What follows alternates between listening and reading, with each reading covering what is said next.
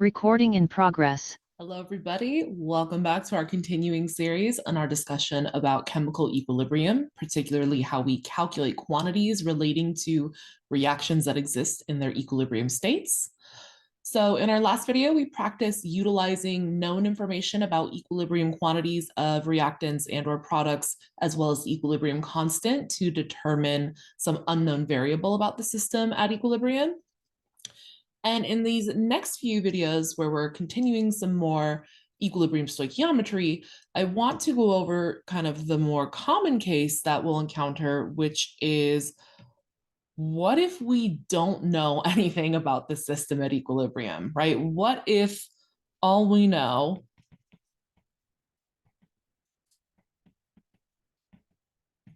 about our reaction are the initial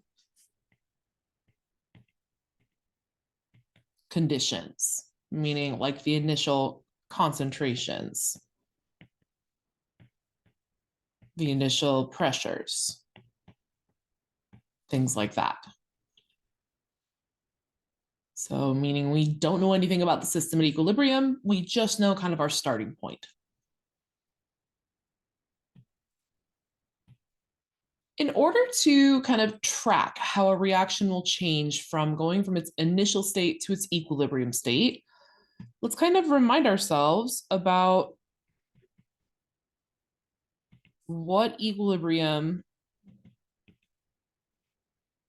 is. So I'm going to make a plot of concentration against reaction time. And I'm going to show my reactants in blue and our products in red. So over time, if we're starting with some initial amount of reactant, let's call it R, and initial amount of product P, which has to be none, right, before the reaction even begins, we know that our reaction is going to be, our reactants are going to be consumed, meaning their concentration are going to decrease until they level off and achieve their equilibrium concentration. So I'm trying to show that curve here, something like this. And meanwhile, as our reaction progresses forward in time,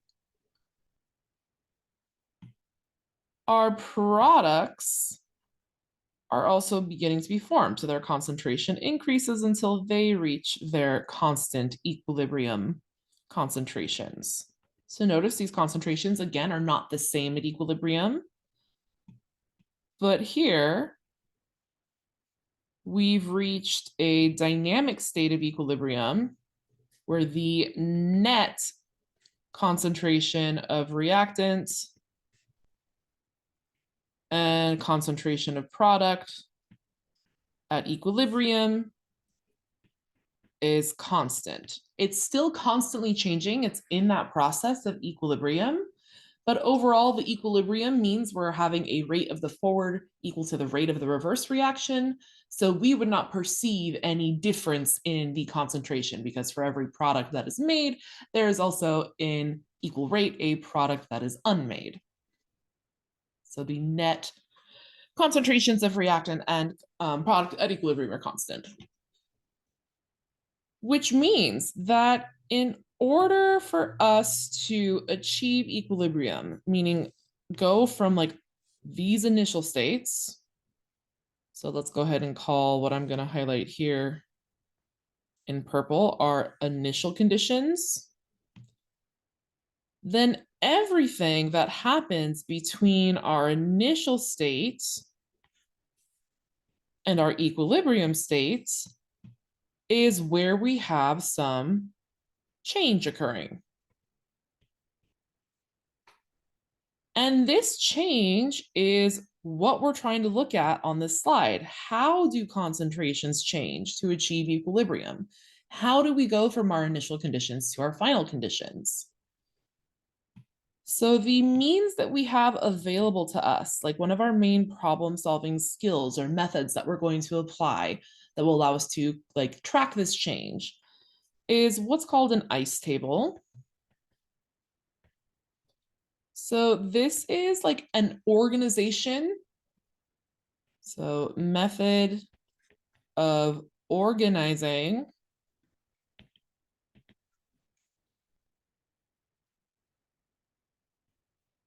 information about our reaction initially, during the change that occurs to reach equilibrium,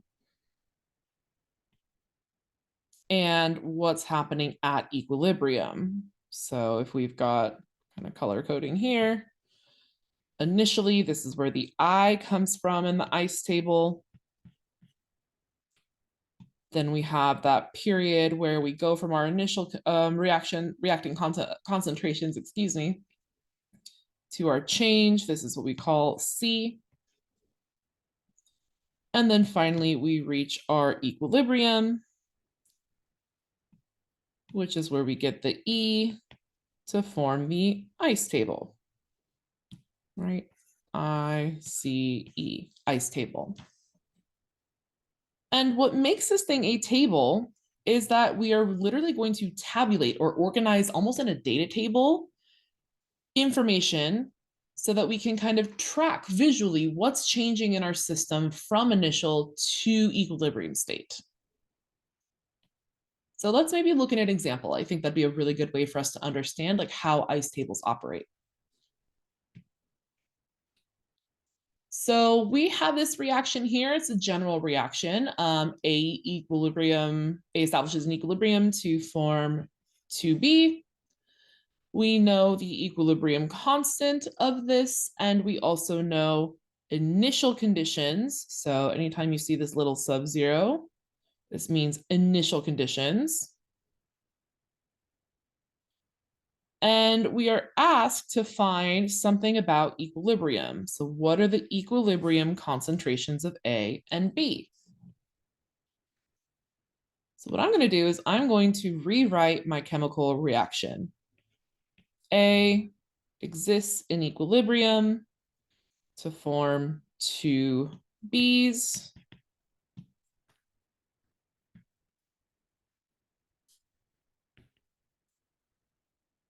And if I'm going to take this ICE table method, literally make a table, I'm going to kind of underneath this reaction, track my initial conditions or initial concentrations, and then identify some changing factor so that I could ultimately wind up with my equilibrium. So this is kind of the general construct of an ICE table. Now, the idea here is that if we go from initial to equilibrium, that involves the change, meaning that if I look at a combination of initial plus change, that will give me what happens at equilibrium. So let's look at this example. We've got some initial information. So looking at the initial information we have, we know the initial molarity of A. So we know that that has an initial molarity of 1.00 molar. And what about our product B? So initially, let's go back here. Right before the reaction has begun at all, we have no product, right? No product has yet to be formed. So we're going to assume here that we have a 0 concentration of B. So those are our initial states. Start off with 1 molar of A and no B has been made. So now we need to identify this change. So we are going to use kind of like a placeholder variable for our change, and we're going to use x. So the change itself is going to be represented by some amount x. So this is some molarity quantity. And we have to keep in mind that when we are thinking about the degree of this change, meaning how big x is, whether it's equivalent or not, we need to ensure that x is scaled by the stoichiometric coefficient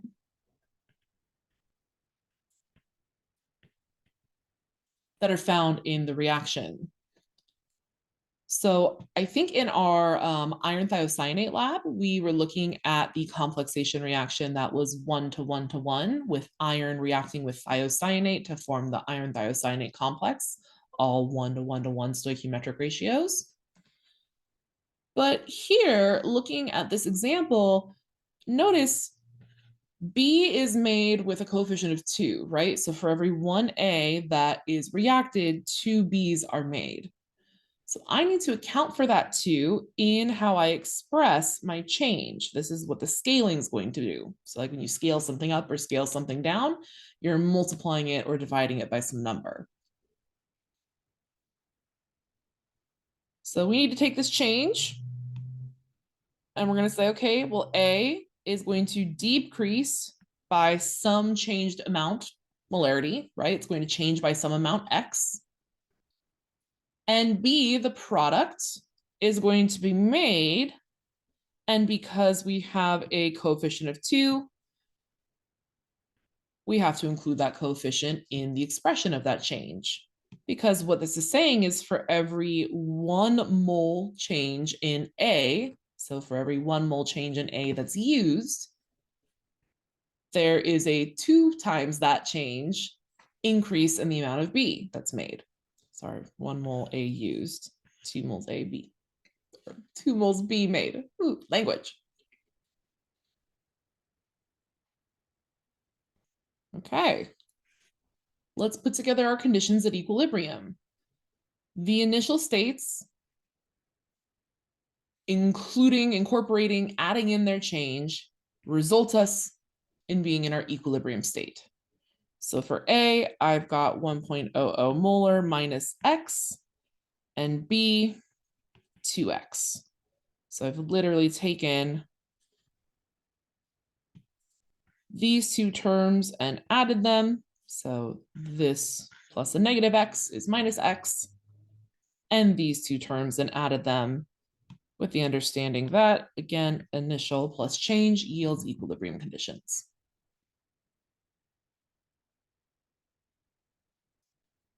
Okay. These are expressions for our equilibrium concentrations. Like these should give us the equilibrium concentration of A and the equilibrium concentration of B. However, you're probably looking at this and saying, but I don't know what the value of X is. I don't know what that change is.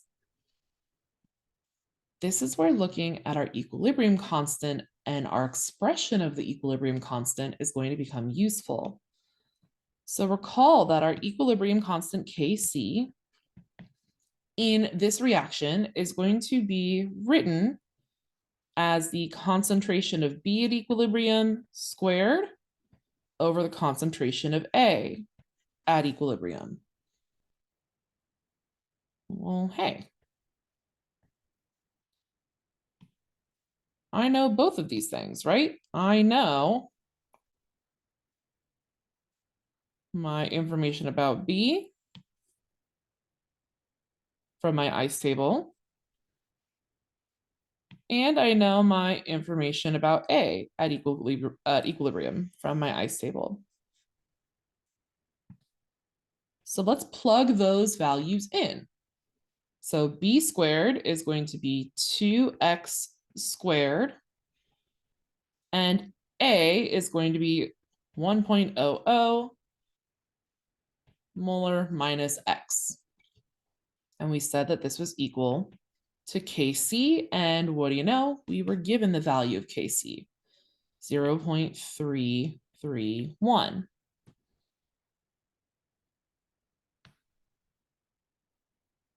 So this expression here, like if we're just kind of focusing on what's going on here, this means we have some algebra to do. I need to solve for X because I can only know what my equilibrium concentration is of each substance if I know how my system changed to get to equilibrium, meaning how different my equilibrium state is from my initial state. That's what X means. So I gotta do some algebra. Okay, algebra time. So I'm going to begin by moving my denominator over. You could do whatever you want first. Just make sure you're obeying the rules of algebra. So we've got 2x squared is equal to 0.331 times 1.00 minus x. I'm going to apply my exponent rules here and also my distributive property on my right-hand side. So this becomes 4x squared is equal to 0.331 times 1. And that is 1 molar, so we're going to keep the molar. Minus 0.331x.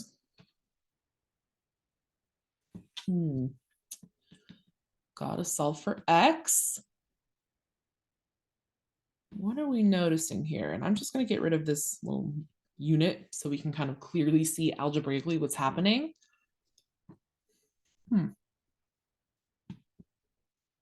I've got an x squared term, an x term, and a number. This means that I could rearrange so that I have a quadratic expression. So let's set one hand side to 0. So I'm going to move over, let's do it this way. Let's move these things over here. So now I've got 4x squared plus 0.331x minus 0.331 is equal to 0. So how do I solve a quadratic function? I need to solve this using the quadratic formula. So I know there's like this joke that once you learn the quadratic formula in high school, you kind of never need to use it ever again. And that's not true. So right now we're seeing an example of where you have to apply that quadratic formula to solve for some information about your system that exists at equilibrium. And I am going to expect you to use and apply the quadratic formula. I want you to know what it is. So you're not going to use your graphing calculator to solve this for you, nor are you going to use like Desmos or Wolfram Alpha. You are going to have to recall that x is equal to negative b plus or minus the square root of b squared minus 4ac all over 2a. And whichever one of these roots that we get, whichever x we get that is positive, or the one that makes most sense,